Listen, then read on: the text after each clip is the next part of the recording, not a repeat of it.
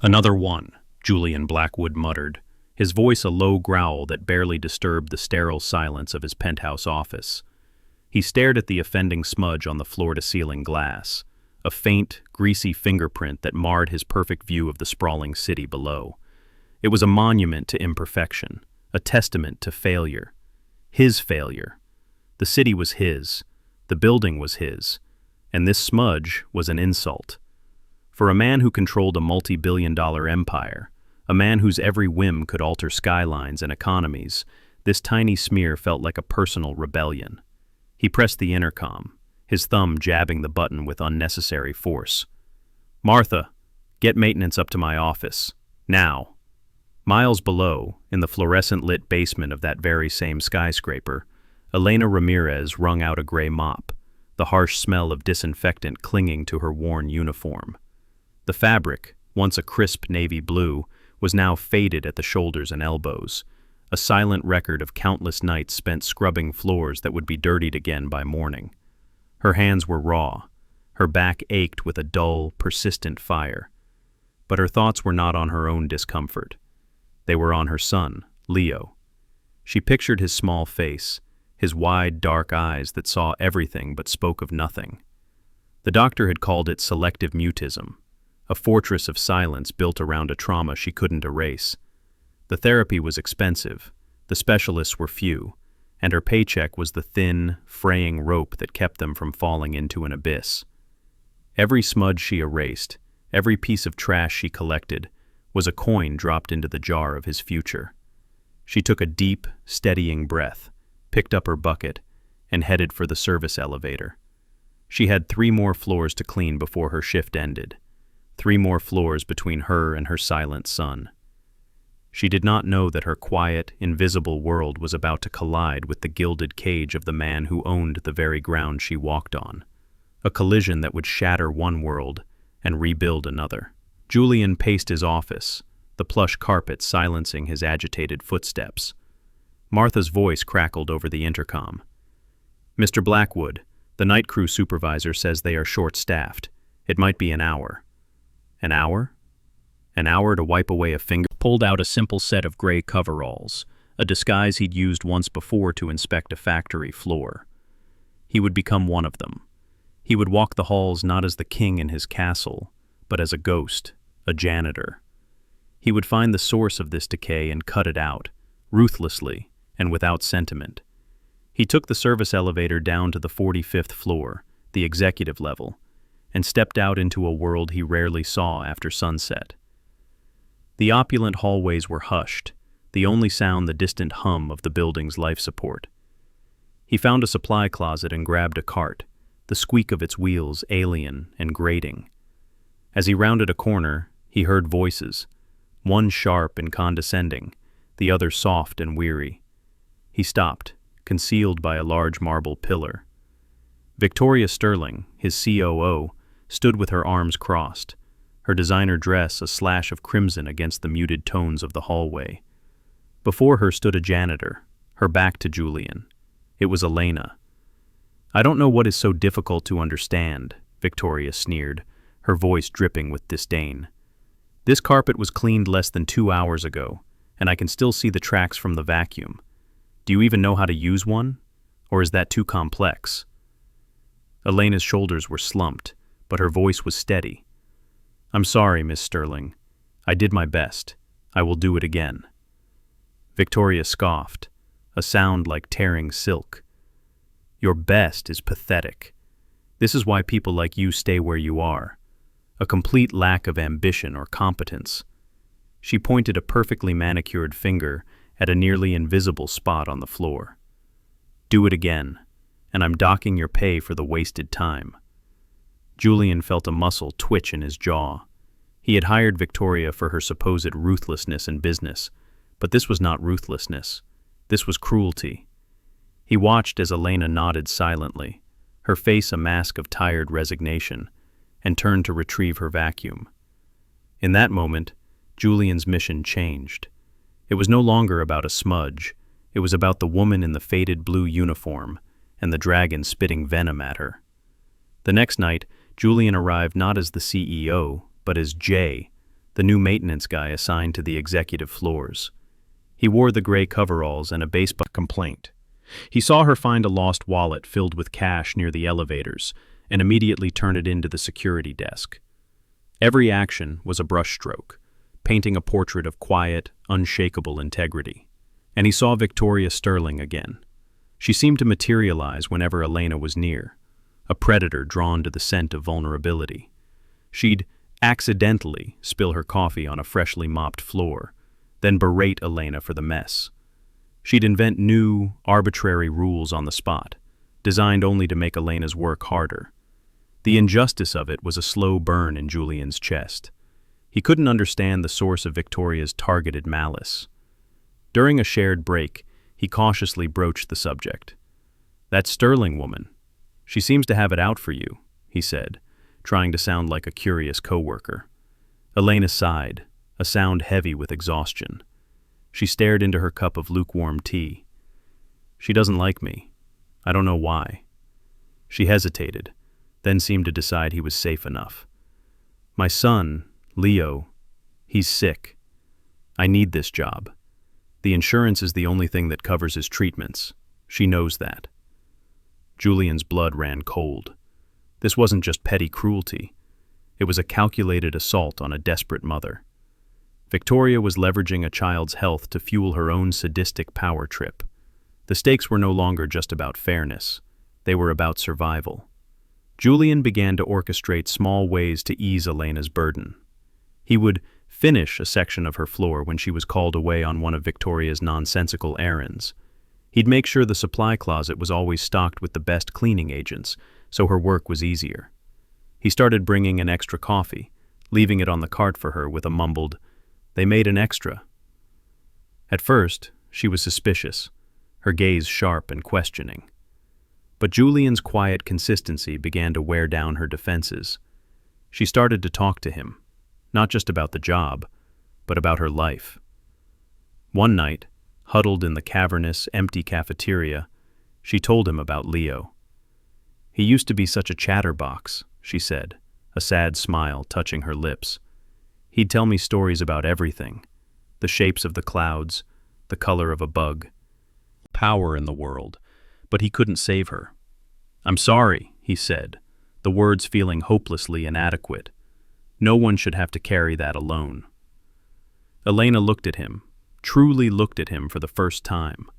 She saw not a fellow janitor, but a man with a deep sadness in his eyes, a sadness that recognized her own. A fragile thread of trust was spun between them in the sterile silence of the empty cafeteria. Driven by this new connection, Julian escalated his own investigation. He was no longer just observing, he was hunting. He used his access as Jay to move through the executive floors unnoticed, but at night, in his penthouse, he was Julian Blackwood, using his immense resources to dig into Victoria Sterling's records. What he found was far worse than petty cruelty. He discovered a pattern of financial discrepancies, small at first, then growing bolder, all connected to the company's employee wellness fund, the very fund designed to help employees with medical emergencies. It was the fund that should have been a safety net for Elena. Instead, Victoria was treating it as her personal slush fund. Lavish spa weekends listed as mental health seminars, couture dresses logged as uniform expenses, five-star hotel stays disguised as off-site training. She was systematically draining the resources meant for the company's most vulnerable people to finance her opulent lifestyle. The hypocrisy was nauseating. She was cutting janitorial staff, denying them overtime, and docking their pay for minor infractions, all while stealing the money that could have helped them. He cross-referenced the fund's payouts with the company's insurance provider. The truth hit him like a physical blow. Victoria hadn't just embezzled money. Her cuts to the wellness program had triggered a clause in the company's health insurance policy, downgrading the tier of coverage for all service employees. The specific, experimental therapy Leo's doctors had recommended, the one that had the highest chance of helping him speak again, was no longer covered. Victoria hadn't just made Elena's life difficult. She had actively, deliberately stolen a little boy's chance to find his voice again. This was no longer a matter of corporate malfeasance. It was an act of profound, unforgivable evil. The knowledge settled in Julian's soul, continued his charade as Jay, his purpose now forged into a sharp, unbending blade. He needed to stay close to Elena, to protect her, and to gather the final, irrefutable proof of Victoria's depravity. He knew Victoria would overreach. Villains like her always did. They became so accustomed to their own power, so blinded by their arrogance, that they could not see the cliff edge they were dancing on. Julian would not push her. He would simply wait for her to take the final, fatal step herself. He just had to ensure Elena wasn't pulled over the edge with her, but he was about to learn that he couldn't control everything. Victoria's paranoia had been growing. She noticed the new janitor, Jay, how he always seemed to be around, how Elena seemed less defeated, less broken. She saw the quiet camaraderie between them, and it infuriated her. It was a defiance she could not tolerate. So, she laid a trap. She purchased an exquisite, antique locket, a unique piece worth thousands of dollars, and made a great show of wearing it to the office. She spoke loudly on the phone about its sentimental value, how it was a family heirloom. That evening, she called for Elena to personally empty the trash in her office, a task usually handled by the general crew. While Elena was there, Victoria accidentally dropped the locket into the wastebasket. Later that night, after Elena had finished her shift and gone home, Victoria staged a frantic search. She alerted security, claiming her priceless heirloom had been stolen. "The only person who was in my office alone was that janitor," she declared, her voice ringing with false panic and righteous fury. "Check her locker. I demand you check it now." Security, intimidated by the COO, complied.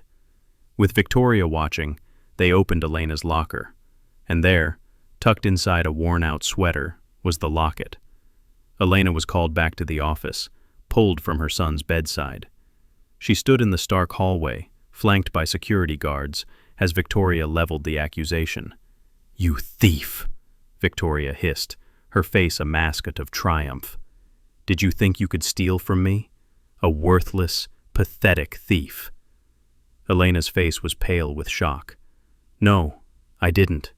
I would never," she stammered, her eyes wide with the all-is-lost moment, the nadir of his journey, a stark reminder that power without timely action is just a gilded cage. For the next 2 days, Julian worked with a feverish intensity. He was no longer just the CEO, he was an avenger. He discovered the true significance of the locket. It wasn't just a prop, it contained a tiny, concealed key. A key to a private safe deposit box.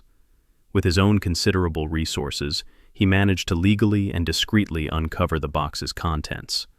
It was Victoria's endgame, bearer bonds, untraceable and worth millions, skimmed from a final, massive embezzlement from the company's pension fund.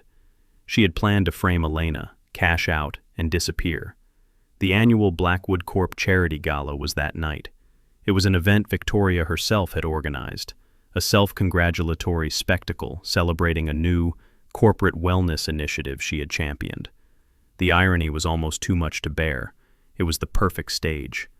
Julian sent a car to Elena's small apartment. The driver carried a simple, elegant black dress and a note. "Elena," it read, "I know you didn't do it. Please come tonight. Everything will be made right. Trust me. Jay." Elena arrived at the gala feeling like an imposter. The grand ballroom was a galaxy of glittering diamonds and tailored tuxedos. She saw him across the room, Jay, standing near the stage, not in his janitor's coveralls, but in a perfectly tailored suit that seemed to change the very way he held himself. Before she could process this, Victoria spotted her. A cruel smile spread across Victoria's face as she glided through the crowd, a predator closing in. "Well, well," Victoria's voice cut through the polite chatter. "Look what crawled out of the gutter. I thought we had security to keep the trash out." The crowd quieted, turning to watch the drama unfold. Elena flinched, wrapping her arms around herself. I was invited," she whispered. "Invited?" Victoria laughed, a harsh, ugly sound. By whom? You don't belong here. You are nothing. She shoved Elena, a sharp, contemptuous push that made her stumble backward. In that instant, every head turned. The world seemed to slow down. But before Elena could fall, Elena's is the most valuable person in this entire company. And you, he said, finally turning a gaze as cold as a winter storm on Victoria, are fired. A collective gasp swept through the ballroom. Victoria Sterling stared, her face a comical mask of disbelief. Fired? By you? You're a janitor. Julian allowed a small, cold smile. For the last few weeks, yes, but for the last 10 years, I have been Julian Blackwood, the CEO and owner of this company. He gestured to the massive screens behind the stage. They flickered to life, not with the planned promotional video, but with bank statements, transfers, invoices for couture gowns and lavish vacations, all paid for by the Employee Wellness Fund. You see, Ms. Sterling, while you were busy tormenting the best person on my payroll, I was busy looking into you. While you were stealing money meant for the sick children of our employees, I was watching. The screens changed again, now showing a high-resolution image of the antique locket, and then a schematic of its hidden key, and finally, a list of the untraceable bearer bonds found in the safe deposit box it opened. You didn't just frame an innocent woman, Julian's voice boomed, filled with a righteous fury that commanded the attention of every person in the room. You stole from everyone. You stole from the people who trust this company with their pensions, with their futures. You stole a little boy's chance to get the medical care he needs to find his voice again. He turned back to Elena, his expression softening. Elena Ramirez is a woman of more integrity, honor, and courage than anyone I have ever met. She is the soul of this company. You are just a common thief. As if on cue, 2 uniformed police officers emerged from the side of the stage and walked purposefully toward a now ashen-faced Victoria. She sputtered, trying to protest, but the evidence was overwhelming, her public humiliation absolute. They cuffed her and led her away, her crimson dress a smear of shame as she was escorted through the stunned, whispering crowd. With Victoria gone, a profound silence remained. Julian addressed the room again, his voice resonating with newfound purpose. Tonight was supposed to celebrate a hollow corporate initiative. Instead, his executives. There will be other changes, a full audit of every department, a new code of conduct. From this day forward, the measure of our success will not be our stock price, but how we treat the people who mop our floors and clean our windows. He then turned fully to Elena. Ms. Ramirez, Elena, I would like to formally apologize to you on behalf of a company that failed to protect you, and I would like to offer you a job. I want you to run the new foundation, not as an employee, but as its director, to ensure that no one ever has to endure what you did. Elena, who had been silent through the entire ordeal, finally found her voice. It was quiet, but it was as strong as steel. I accept, she said, and the crowd began to applaud. But, she added, her voice rising slightly, on 2 conditions. The room fell silent again. First, an immediate 15% wage increase for all service and support staff. And second, the upgraded health insurance plan that covers advanced therapies is to be reinstated and written into the company charter, so no one can ever take it away again. Julian looked at her, not with surprise, but with profound admiration. She wasn't asking for herself. She was fighting for everyone. Done, he said without hesitation. Consider it the Foundation's first official act. 6 months later, the view from Julian Blackwood's office was the same, but the man looking out at it was completely changed. The sterile silence was gone, replaced by the soft hum of a happy, thriving office. The Blackwood Corporation was more profitable than ever, but it was also now famous for its revolutionary employee care programs, all under the directorship of Elena Ramirez. She had transformed the soulless corporate machine into a place of community and support. Julian no longer saw the city as a collection of assets to be managed, but as a community of people, of families, of stories. Elena stood beside him, not in a faded uniform, but in a simple, professional dress, her hand resting comfortably in his. Their partnership had grown from the ashes of that terrible night, forged in mutual respect and a shared desire to build something better. Suddenly, the office door opened, and a small boy with wide, dark eyes ran in. It was Leo. He ran straight to tight embrace. He was no longer a king in a lonely castle. He was a man who had found his purpose, his heart, and his family. Not in the boardrooms of the powerful, but in the quiet dignity of a woman who had taught him that true wealth isn't about what you own, but about what you are willing to fight for. The smudges were gone, not just from the glass, but from his soul.